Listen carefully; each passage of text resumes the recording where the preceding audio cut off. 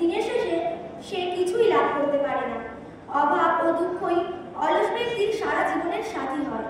জীবনে সফল হতে গেলে পরিশ্রমই একমাত্র পথ। নমস্কার।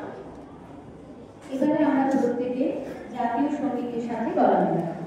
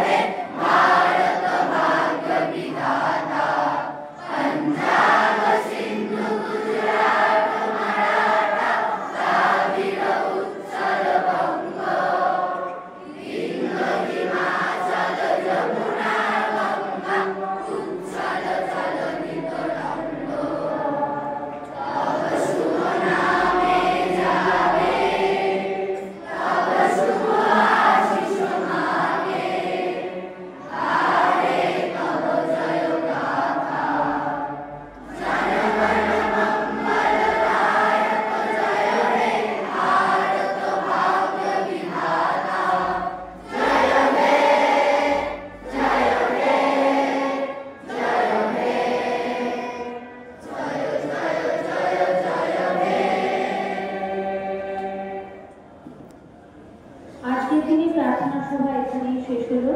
প্রতিটি ছাত্রছাত্রী সুশৃঙ্খলভাবে